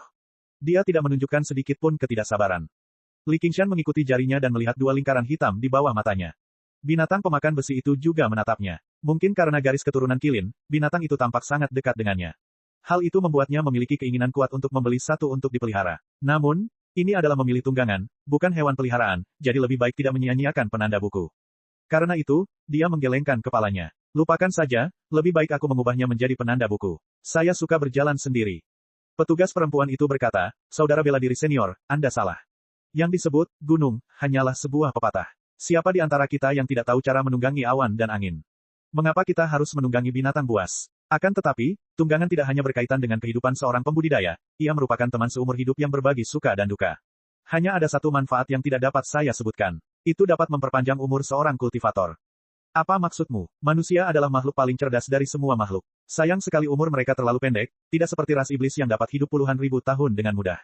Jadi, mereka harus belajar dari kelebihan satu sama lain untuk menutupi kekurangan mereka. Mereka memelihara binatang iblis dan menandatangani kontrak aliansi untuk memperpanjang umur mereka. Apakah Anda mengenal saudara bela diri senior Letian dari Chaotic Life Mill? Li Qingshan berkata, Akan tetapi, kudengar dia bertaruh dengan kepala sapi Ahbian di jalan mata air kuning. Pelayan perempuan itu tersenyum misterius. Itu hanya legenda. Ahbian si kepala sapi tidak semudah itu ditipu. Apa kau pernah melihat katak emas berkaki 3 itu? Li Qingshan mengangguk. Katak emas berkaki 3 adalah yang terbaik dalam memperpanjang umur seseorang. Saya khawatir saudara bela diri senior Letian hanya berhasil bertahan beberapa saat. Katak emas berkaki 3 lah yang membantunya bertahan sampai napas terakhirnya. Li Qingshan memiliki semua jenis garis keturunan Gatvian, jadi umurnya sangat panjang. Dia tidak pernah memikirkan masalah ini sebelumnya. Lebih jauh lagi, umurnya sebenarnya tidak berarti banyak baginya. Jika dia tidak dapat mencapai 9 surga tepat waktu, musuh-musuh Brother Ox mungkin tidak akan membiarkannya pergi. Namun, melalui masalah Lin Xuan, dia bisa merasakan betapa pentingnya rentang hidup bagi para kultivator manusia. Kultivator Naschen Sol biasa hanya memiliki rentang hidup 1000 tahun. Jauh dari sebanding dengan Raja Iblis dengan tingkat kultivasi yang sama. Dia menatap binatang pemakan besi yang menggemaskan itu. Binatang iblis ini sungguh menyedihkan untuk digunakan seperti ini. Petugas wanita itu melotot ke arahnya. Kakak senior, kamu tidak boleh berkata begitu. Orang-orang di Taman Binatang Roh kami semuanya sangat peduli. Tidak peduli seberapa cerdasnya binatang iblis, mereka tetaplah binatang iblis. Pada akhirnya, mereka hanyalah binatang iblis dan tidak bisa dibandingkan dengan manusia. Dalam jalur binatang iblis, hanya 1% dari 10.000 telur ikan mulia yang bisa menjadi ikan mulia. Hanya satu yang bisa tumbuh dan bertelur. Ikan dewasa ini akan mengalami berbagai macam eliminasi dan lolos dari para pemburu. Peluangnya untuk berkembang menjadi binatang iblis bahkan lebih rendah. Apa gunanya memiliki umur panjang? Manusia adalah makhluk paling cerdas di antara semua makhluk. Kita tidak hanya memberi mereka lingkungan yang lebih baik, kita juga memperhatikan makanan dan kehidupan sehari-hari mereka. Kita juga dapat menginspirasi kecerdasan mereka dan mengajari mereka untuk berkultivasi, sehingga mereka dapat melangkah ke jalur kultivasi. Hanya dengan berkultivasi mereka akan memiliki umur yang panjang. Kita memperlakukan mereka bahkan lebih baik daripada ayah kita sendiri. Mereka hanya merawat kita dan memberi kita sebagian dari umur mereka. Bukankah itu adil? Petik 2. Li Qingshan tidak dapat menahan tawa. Pelayan wanita ini agak menarik. Memikirkan keagungan penguasa roh Guihai dan rusa 9 warna, dia, yang lebih rendah dari rusa dan kura-kura, mungkin tidak memiliki hak untuk mengasihani binatang iblis ini. Sekalipun seseorang hidup di dunia ini, tak dapat dilakukan untuk ditunggangi. Terlebih lagi, ia mengendarai tunggangan berwarna putih. Hanya sedikit orang yang berani menggunakan satu tunggangan untuk mereka. Lebih baik menjalani hidup tanpa beban dengan tunggangan seperti ini. Kalau dipikir-pikir lagi, saat si bajingan Cuolong ingin dia menjadi tunggangan, hal itu benar-benar membuatnya marah. Nah, kalau dilihat dari penampilannya, itu bukan sepenuhnya penghinaan. Melainkan, tujuannya adalah untuk mempromosikannya. Namun, dia tidak tertarik pada hal baik seperti itu yang tidak ada duanya. Jika itu Ruan Yaozu, ahem. Maafkan aku. Aku mengerti. Namun, menurut saya lebih baik mengubahnya menjadi penanda buku. Saya sudah punya tunggangannya. Pelayan wanita itu merasa tersanjung. Dia tidak menyangka bahwa pria itu akan meminta maaf padanya. Dia tidak bisa menahan diri untuk tidak tersipu dan bertanya dengan malu-malu, saudara bela diri senior, apa tungganganmu? Taman Binatang Roh kami juga menyediakan berbagai macam makanan lezat. Makanannya juga tidak mahal. Ada makanan siap saji di sini. Membesarkan tunggangan adalah ilmu yang luar biasa. Jika ada yang tidak Anda pahami, saya dapat membantu Anda melihatnya.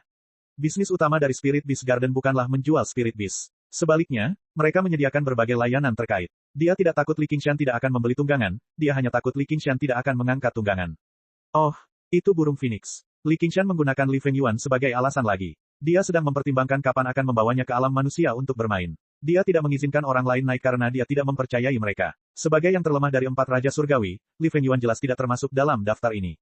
Dia tidak jauh dari kesengsaraan surgawi keempat. Dia pasti akan sangat membantu. Berpura-pura menjadi tunggangan bukanlah ide yang buruk. Tidak ada gunanya baginya untuk menungganginya. Adalah wajar bagi seorang anak untuk menggendong ayahnya sesekali. Phoenix, Phoenix. Pelayan wanita itu tercengang. Jika katak emas berkaki 3 hanya pandai memperpanjang hidup, burung Phoenix pandai dalam kelahiran kembali nirvana. Ia abadi dan akan sangat membantu para kultivator. Belum lagi manfaat lainnya. Namun, burung Phoenix memiliki sifat pendiam dan sombong. Bagaimana mungkin ia bisa menjadi tunggangan seseorang? Kakak senior, kamu tidak bercanda, kan? Li Qingshan berkata, tidak. Apakah ada sesuatu yang bisa memberi makan burung Phoenix di sini? Lupakan saja, dia suka minum anggur dan makan daging. Minum anggur dan makan daging. Pelayan wanita itu sudah yakin bahwa Li Qingshan sedang membual. Namun, dia tidak ingin mengungkapnya. Dia tersenyum dan berkata, saudara bela diri senior, bawalah ke taman binatang roh kita di masa mendatang. Aku pernah melihat naga mendalam bermata emas milik saudara bela diri senior Lin Xuan sekali. Namun, aku belum pernah melihat burung Phoenix sebelumnya. Kakak senior ini sangat ramah. Sayang sekali dia suka membual. Benar sekali, benar sekali. Hati Li Qingshan tergerak. Jejak kegelisahan yang terpendam tiba-tiba menjadi jelas. Chapter 1408. Cuolong, keluar. Bersamaan dengan raungan naga, awan turun dari langit dan menyelimuti langit di atas gua kolam naga. Sisik naga dan tubuh naga beterbangan di udara, cakar naga dan tanduk naga muncul dan menghilang. Tiba-tiba, kepala naga yang besar muncul. Little N tiba-tiba membuka matanya jernih dan tenang. Dia menatap Luo Hou Xiaoming dan Gu Yanying dengan tenang.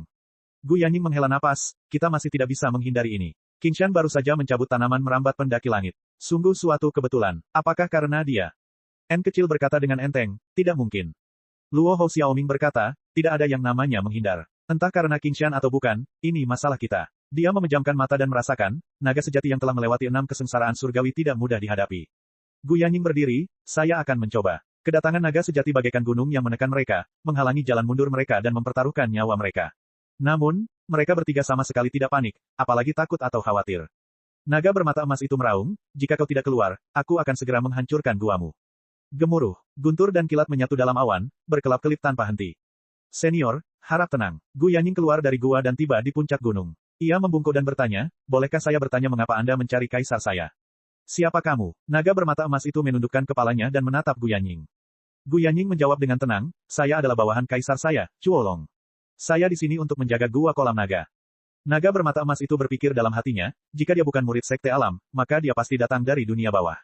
Ini berarti bahwa Sky Climbing Fin telah berhasil disambungkan kembali. Sang naga merasa sedikit lega. Awalnya, dia bisa merasakan keselamatan Lin Xuan dengan jelas. Namun, setelah dia bereinkarnasi, bahkan lampu kehidupan yang dia tinggalkan di sekte telah padam.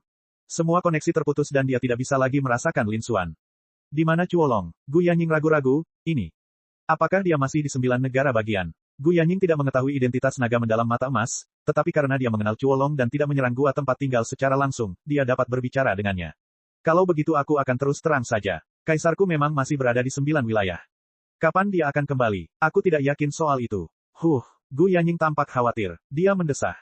Mengapa kamu mendesah? 9 negara itu sangat malang. Pertama, mereka diserang oleh domain iblis, lalu oleh alam hantu kelaparan. Aku ingin tahu bagaimana keadaan mereka sekarang. Kau berbohong. Naga mendalam bermata emas meraung. Puluhan ribu petir menyambar pada saat yang sama, seolah-olah langit runtuh dan bumi terbelah. Gu Yanying terkejut meskipun dia dipisahkan oleh lingkaran sihir. Dia melipat tangannya dan membungkuk dalam-dalam. Semua yang aku katakan itu benar. Aku tidak berani menipumu. Senior, tolong mengerti. Keberaniannya tidak buruk. Pergi carikan Sui Long untukku. Katakan padanya untuk segera datang menemuiku. Naga emas bermata mendalam hanya berpura-pura, tetapi reaksi lawannya sangat tenang, membuatnya merasa sedikit malu.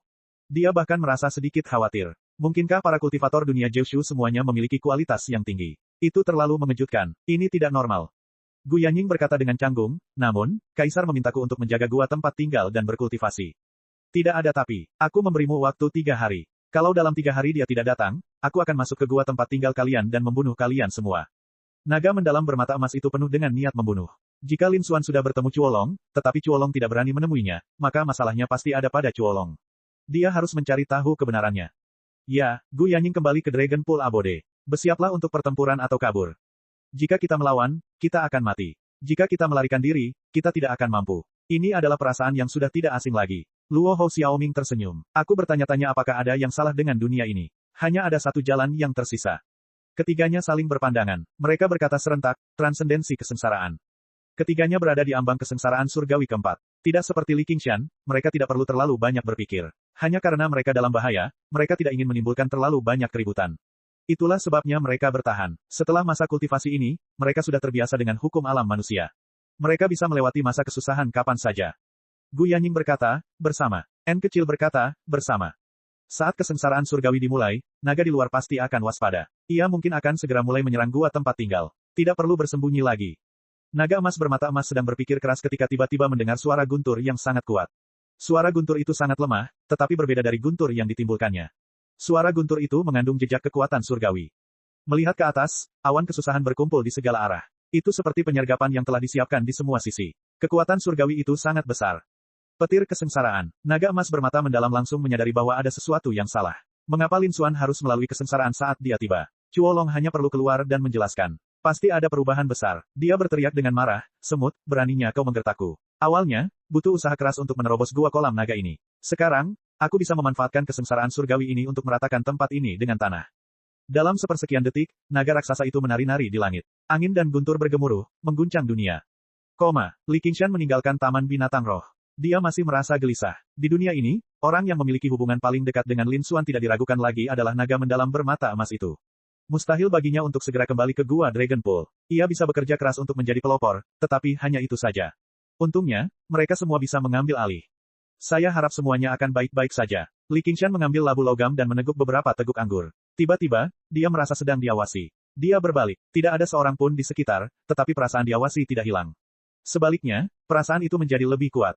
Shen Yusu menahan napas dan bersembunyi di balik pohon. Apakah dia menyadari kehadiranku? Tidak mungkin, bagaimana dia bisa menyadari keberadaanku? Mengapa aku harus bersembunyi? Dia mengikuti Li Qingshan sampai ke kota Wanxiang. Sambil diam-diam mengawasi keberadaan Li Qingshan, dia memikirkan cara untuk menghadapinya sampai dia berada di luar Taman Binatang Roh. Jika aku langsung keluar dan memprovokasi dia, jika dia berani menyerangku, aku tidak akan bersembunyi. Dia tidak akan bisa lolos dari hukuman. Tidak, jika ini menyebar, itu akan sangat memalukan. Tepat pada saat ini, dia mendengar langkah kaki Li Qingshan mendekat. Jantungnya tiba-tiba berdebar kencang, dan dia merasakan kepanikan yang tak terlukiskan. Li Qingshan mengangkat kepalanya dan melebarkan matanya. Ia melihat seekor kelinci berjongkok dengan tenang di pohon. Bulunya hitam, telinganya panjang dan runcing, dan matanya merah menyala. Kelinci itu menatapnya, atau lebih tepatnya, menatap labu anggur di tangannya. Seekor kelinci memanjat pohon. Awalnya, hal semacam ini memang pantas untuk dikejutkan. Namun, setelah berkeliling di Taman Binatang Roh, dia tidak akan terkejut bahkan jika seekor babi betina bisa memanjat pohon. Dia mengusap dagunya dan merenung, kemungkinan besar ia kabur dari Taman Binatang Roh.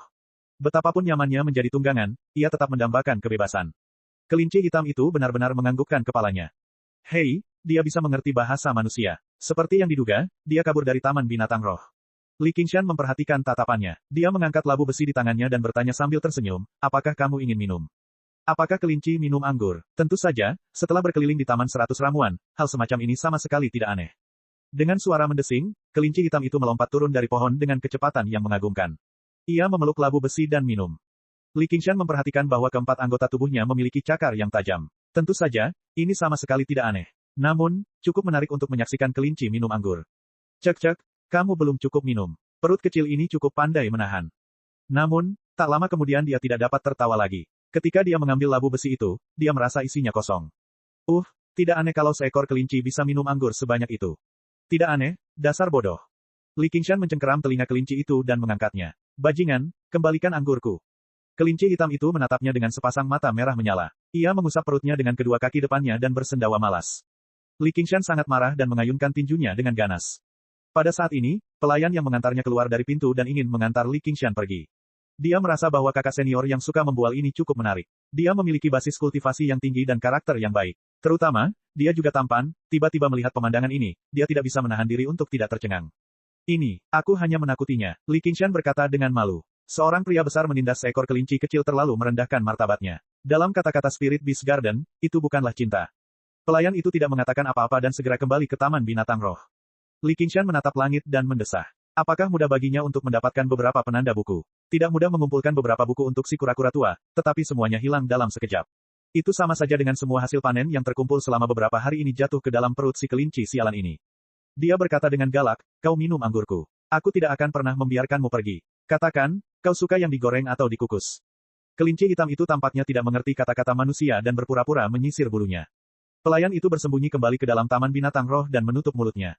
Itu tidak mungkin raungan bulu hitam kakak senior, kan? Chapter 1409. Li Qingshan menggigil dan tiba-tiba menoleh ke arah gua kolam naga. Ia mengerutkan kening dan berpikir, apakah sesuatu benar-benar terjadi? Tidak mungkin itu hanya kebetulan, kan? Dia ingin sekali mencabut tanaman merambat pemanjat langit, tetapi pada akhirnya dia menahannya. Dia tidak begitu tidak berperasaan hingga mengabaikan kehidupan miliaran makhluk hidup hanya karena sedikit rasa bahaya. Kalau tidak, dia tidak akan pernah mengembangkan kebijakan panjang umur Kilin. Dia hanya berpikir dan tidak menyadari bahwa mata kelinci hitam di tangannya semakin memerah. Auranya yang awalnya sangat kecil ditarik seolah-olah telah jatuh ke dalam pusaran air besar. Ketika ditarik secara ekstrim, ia akan meledak dengan kecepatan yang mengerikan. Kelinciku memang pemarah, apalagi setelah minum. Sepertinya aku tidak perlu melakukan apa-apa. Di suatu tempat di kota Wanxiang, mata seorang saudari senior bersinar dengan darah dan api saat dia bergumam, "Hei, kelinci, jangan terlalu banyak menimbulkan kerusakan pada kota Wanxiang. Kalau tidak, aku akan memotongnya dari tagihan anggurmu." Li Qingshan menggelengkan kepalanya. Apa yang hilang sudah hilang. Tidak perlu marah pada kelinci. Itu hanya akan membuatnya terlihat picik. Lihatlah dirimu. Dagingmu bahkan tidak ada sedikit pun. Bahkan tidak cukup untukku makan. Karena akulah yang mengobatimu, kau hanya bisa menyalahkan nasib burukmu. Pergilah. Petik 2. Tepat saat ia melempar kelinci hitam itu ke tanah, ia melompat mundur dengan suara desisan.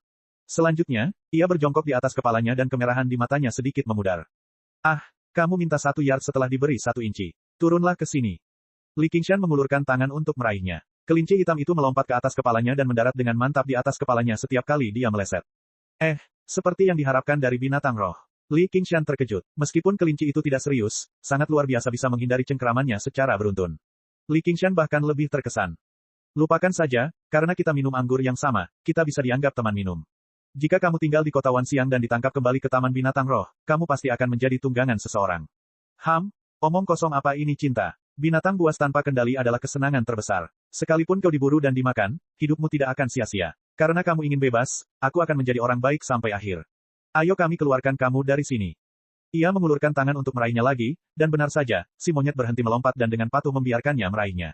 Si monyet mengedipkan mata merahnya. Ia mendapatkan kembali kilau aslinya. Li Qingshan memasukkannya ke dalam saku lengan bajunya yang lebar dan melangkah maju. Dia tidak tahu bahwa dia berada di ambang situasi yang sangat berbahaya. Menghadapi Demon Emperor tingkat Black Furet Sky Gazing Roar tidak lebih mudah daripada menghadapi Gold Eye Dragon. Wanita itu berkata dengan geram, amarah macam apa ini? Kau ingin mati hanya karena aku menyentuh telingamu. Seorang, teman minum, telah mentraktirmu. Dia mengeluarkan labu merah yang 10 kali lebih besar dari labu logam Li Qingshan dari punggungnya. Dia meneguk alkoholnya dan menyeka mulutnya. Namun, tidak baik menggunakan teman minum sebagai santapan. Tidak lama setelah Li Qingshan pergi, Chen Yusu perlahan keluar dari balik pohon dan berkata sambil mencibir, benar saja, kau punya banyak nyali untuk berani mencuri binatang buas dari Taman Binatang Roh. Kau baru saja masuk dan kau sudah belajar menjadi pencuri. Kakak senior Ruan pasti buta sampai menunjuk orang seperti itu. Dengan menggunakan kitab alam surgawi, ia memadukan auranya dengan lingkungan sekitar dan mengikuti Li Qingshan dari jauh ke alun-alun harta karun spiritual. Melihatnya menghilang dari alun-alun harta karun spiritual, ia sudah mengerti bahwa ia akan menerima berbagai manfaat menjadi seorang murid. Pertama-tama, terima tunggangan di Taman Binatang Roh, lalu pergilah ke alun-alun harta karun roh untuk menerima jimat. Lalu, selanjutnya, pastilah Departemen Istana Surga. Dia segera menyusun rencana. Dia tidak perlu datang sendiri. Dia tidak harus keluar sendiri dan membuat Li Qingshan ini tersandung.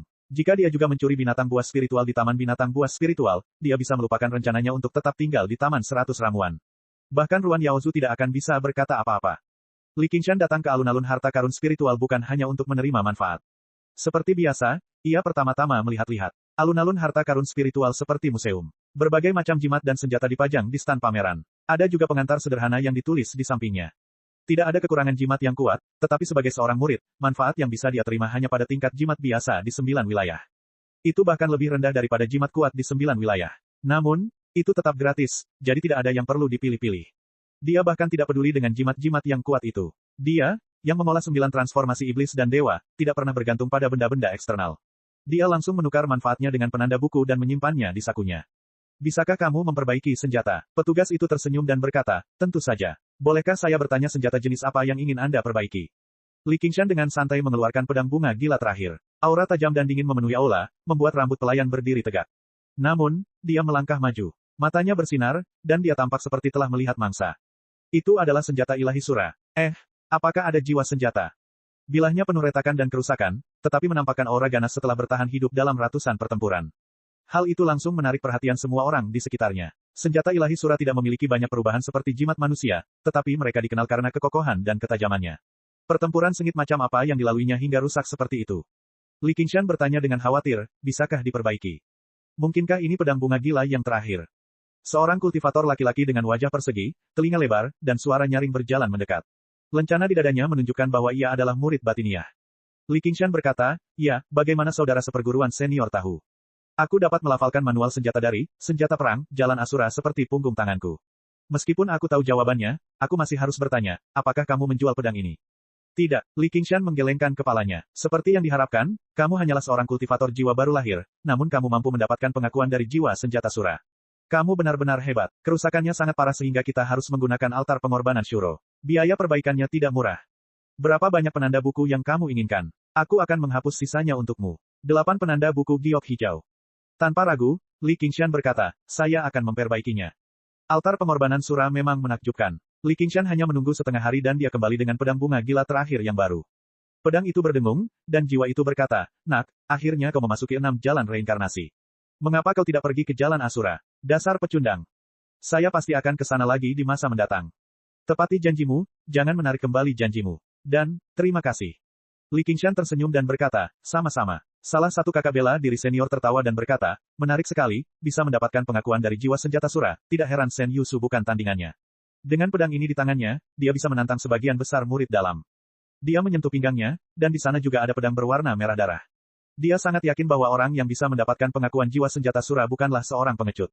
Lalu mengapa dia tinggal di kebun herbal? Dengan senjata sekuat itu, bukankah lebih baik baginya untuk keluar dan bertarung? Mungkinkah dia punya motif tersembunyi terhadap Susiku? Baiklah, demi jiwa senjata Sura, aku punya satu alasan lagi untuk tidak membunuhmu. 998 lagi.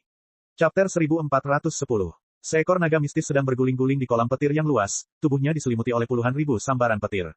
Naga itu begitu mempesona sehingga orang tidak dapat melihatnya secara langsung. Bagaimana kesengsaraan surga keempat bisa begitu dahsyat? Bagaimana kesengsaraan surga keempat bisa begitu dahsyat? Naga mistis bermata emas juga terkejut. Dengan bantuannya, petir kesengsaraan menjadi lebih ganas dan bergejolak. Kadang-kadang, 1 atau 2 sambaran petir akan mengenai sisik naga. Itu benar-benar terasa sedikit menyakitkan, jadi secara bertahap mundur dari pusat kolam petir. Dasar bajingan bodoh. Beraninya kalian melewati kesengsaraan di hadapanku. Kalian benar-benar tidak tahu apa yang baik untuk kalian. Sayang sekali mereka pasti akan berubah menjadi abu dalam petir kesusahan. Aku tidak akan bisa bertanya apa yang terjadi di sana. Petik 2. N kecil mengenakan jubah 3 pemakaman, yang menari-nari diterjang petir dan lama-kelamaan menjadi compang camping. Ia menempelkan kedua telapak tangannya dan melingkarkannya di sekitar tasbih tengkorak. Ia melantunkan kitab suci. Dagingnya terkoyak oleh petir, memperlihatkan tulang-tulangnya yang putih. Gu Yanning mengembangkan sayapnya dan memeluk dirinya sendiri seperti burung di musim dingin, diam-diam menahan dingin yang menusuk. Hanya Luo Hou Xiaoming yang paling tenang. Ia membuka dadanya dan membiarkan petir menyambarnya. Mengandalkan tubuh abadi Asura dan garis keturunan serta fisik klan Rahu, ia berdiri di tengah gemuruh petir dengan kepala terangkat tinggi. Ia tertawa dan berkata, "Sungguh memuaskan. Mereka bukanlah Raja Daemon atau kultivator Naschen Sol biasa. Mereka telah mengumpulkan banyak pengalaman dan sangat kuat sehingga mereka tidak takut dengan sambaran petir." Tiba-tiba, sebuah pedang petir mengembun di kehampaan, menyeret serangkaian petir di belakangnya. Pedang itu menebas ke arah yang paling lemah di antara ketiganya, Gu Yanning. Jantung Gu Yanning berdebar kencang. Ia merasa bahwa kekuatan yang terkandung dalam pedang petir ini lebih kuat dari ribuan petir malapetaka. Namun, dia belum pernah mendengar tentang kesengsaraan surga keempat yang menghadapi situasi seperti itu. Apakah benar-benar mengasyikkan untuk melalui kesengsaraan dengan kedua monster ini? Kesengsaraan surga adalah hukum tertinggi. Hukum itu dikunci oleh rahasia surgawi dan tidak dapat dihindari. Satu-satunya hal yang dapat dia lakukan adalah bersiap untuk menghadapinya secara langsung. Sebuah bayangan putih melintas di depannya. N kecil berdiri di depannya, tangannya yang kurus memegang pedang pembunuh Buddha dengan erat. Dia bertemu dengan pedang petir. Ledakan, pedang petir itu melesat mundur, dan jubah 3 pemakaman hampir berubah menjadi abu. N kecil melangkah mundur dan setengah berlutut di tanah. Pedang pembunuh Buddha penuh dengan retakan, dan tulang-tulangnya yang putih bergetar. Bahkan api samadhi tulang putih di rongga matanya menjadi jauh lebih redup. Kenapa? Gu Yanning terkejut. Dia tidak pernah menyangka bahwa Little N akan menghalangi serangan ini untuknya. Kata N kecil, simpanlah tenagamu. Gu Yanning mengangguk dengan sungguh-sungguh. Apa yang harus mereka hadapi bukan hanya kesengsaraan petir ini, tetapi juga naga sejati yang mengincar mereka dengan penuh nafsu. Memang benar bahwa kultivasi mereka telah meningkat pesat ketika mereka baru saja mengatasi kesengsaraan surgawi, tetapi itu juga terjadi ketika mereka berada pada titik terlemah mereka. Mereka tidak mampu untuk terlibat dalam pertempuran. Ekspresi Luo Hou Xiaoming juga berubah serius. Guntur kesengsaraan telah berubah menjadi senjata. Sungguh suatu kehormatan besar. Petir kesusahan mengembun menjadi senjata, biasanya hanya muncul setelah kesengsaraan surgawi ke-6, khususnya mencegah orang menjadi abadi. Menggunakan puluhan ribu petir kesengsaraan untuk memadatkan senjata surgawi, senjata itu dapat membunuh siapapun yang menentang surga. Sekarang, baru saja terjadi kesengsaraan surgawi keempat, namun itu sudah muncul. Meskipun hanya satu kali, itu masih terlalu mengerikan. Setelah pedang petir itu dihalangi oleh Little N, cahayanya hanya sedikit meredup. Ketika kembali ke kolam petir yang bergejolak, cahayanya segera kembali ke cahaya aslinya. Faktanya, itu bahkan lebih intens. Luo Hou Xiaoming berkata, biar aku saja. Kata N kecil, simpan juga tenagamu. Luo Hou Xiaoming segera mengerti apa yang dimaksudnya. Dia tersenyum dan berkata, seperti yang diharapkan dari pewaris tulang putih. Anda masih bisa bersikap tenang di saat seperti ini. Anda tidak terpengaruh sedikit pun oleh emosi. Namun, bisakah Anda memblokirnya? Jika aku tidak dapat menghalanginya, aku akan mati. Lonceng jiwa yang kacau berdentang cepat. Suara lonceng itu seperti benda nyata, menciptakan gemuruh guntur. Dia mengayunkan pedangnya dan menghadapi pedang petir kesengsaraan. Ledakan, ribuan petir menyambar dari puncak gunung, terpantul di sepasang mata naga emas, dan secercah keterkejutan melintas di matanya. Mungkinkah dia benar-benar bisa selamat dari kesengsaraan surgawi ini? Tapi itu akan menjadi yang terbaik. Dia bisa saja menangkapnya dan menanyakan hal itu padanya. Kalau saja dia tahu hal ini akan terjadi, dia tidak akan memperpanjang kesengsaraan surgawi. Dia tidur terlalu lama kali ini. Dia masih belum bangun, dan otaknya tidak bekerja dengan baik. Kilatan petir menyambar berkali-kali dan guntur pun bergemuruh. Tanpa disadari, petir itu berangsur-angsur meredup, dan guntur pun melemah, tetapi masih saja berlanjut. Aku tidak menyangka dia benar-benar bisa selamat. Naga mata emas terbang di udara dan menatap gua kolam naga yang ada di bawahnya. Sekarang, tiba-tiba terdengar suara burung aneh di pegunungan. Suaranya seperti suara elang, dan juga seperti suara burung phoenix. Suaranya menggetarkan 9 langit dan bergema menembus lapisan awan. Burung peng besar membentangkan sayap hijaunya seperti awan di langit. Ia mengepakkan sayapnya sekuat tenaga dan terbang ribuan mil ke angkasa. Kun Peng, naga mata emas terkejut. Jika ada musuh alami naga sejati, itu adalah Kun Peng. Ketika Kun menjelajahi lautan, ia dapat memakan naga. Ketika berubah menjadi Peng, ia seperti elang yang memburu ular. Begitu ia menjadi sasaran, kemungkinan besar ia akan mati. Oleh karena itu, ras naga mempunyai aturan tidak tertulis bahwa jika mereka bertemu Kun Peng muda, mereka harus membunuhnya. Tetapi juga karena aturan ini, ras naga mengalami mimpi buruk yang mengerikan. Ada Kun Peng yang mencapai puncak ras iblis dan menjadi sage agung. Ia disebut Chaotic Heaven, dan berspesialisasi dalam berpatroli di lautan dan memburu naga sejati. Sampai kelompok naga sejati itu menyelam jauh ke dalam jurang. Tak seorang pun dari mereka berani menjelajahi laut atau terbang tinggi di langit. Baru saja, dia menyerah dan berkata, jika seekor naga membunuh seekor Kun Peng, maka aku akan membunuh 500 naga sejati. Sekalipun ras naga pandai bereproduksi dan memiliki populasi besar, mereka tetap saja sangat lemah. Walaupun dia tidak melihatnya dengan mata kepalanya sendiri, konon sayap sang bijak agung surga Chaotic berwarna hijau ini. Melihat pemandangan ini, dia tidak bisa menahan diri untuk tidak ragu. Namun, dia berubah pikiran. Orang bijak agung dari surga yang kacau itu sudah lama sombong. Dia mungkin adalah penerusnya, jadi dia tidak bisa membiarkannya pergi. Ingin pergi. Dengan raungan keras, naga itu terbang ribuan mil dan menerkam Kun Peng. Little N duduk di punggung Kun Peng. Jubah pemakaman 3 sudah compang camping, memperlihatkan tulang-tulang putih yang patah di bawahnya. Namun, pada tulang-tulang putih itu, ada kilau yang belum pernah ada sebelumnya. Meskipun api sama di tulang putih di rongga matanya lemah, ia menjadi semakin padat. Kepala naga besar menerkamnya. Giliranku, Luo Hou Xiaoming melangkah maju dan menatap naga bermata emas dengan mata merah darahnya. Jika Kun Peng ingin terbang, seseorang harus menghalangi naga bermata emas dari belakang. Jika tidak, ia tidak akan bisa terbang lama sebelum kehabisan energi. Dia adalah kandidat yang paling cocok, jadi Little N memintanya untuk mempertahankan kekuatannya. Meskipun ini adalah pilihan terbaik, namun juga kejam dan tanpa ampun. Ini adalah situasi yang hampir fatal. Bahkan jika dia adalah putra Dewa Asura, dia tidak memiliki peluang untuk menang melawan Kaisar Iblis Naga Sejati dalam kondisi ini. Dia tidak mengeluh tentang hal ini. Dia telah memblokir pedang petir kesengsaraan surgawi dan hampir mati. Yang benar-benar membuatnya kesal adalah dia harus bersembunyi di balik seorang wanita. Sekarang saatnya baginya untuk menyerang, dia tidak bisa menahan diri untuk tidak bersemangat. Mengenai konsekuensinya, tidak perlu terlalu banyak berpikir. Seperti yang dia katakan, jika kamu tidak bisa memblokirnya, kamu akan mati. Sesederhana itu saja. Jika aku mati, mintalah dia untuk membantuku membunuh cacing tanah bau ini. Oke, Luo Hou Xiaoming melompat mengikuti angin dan menerkam naga bermata emas.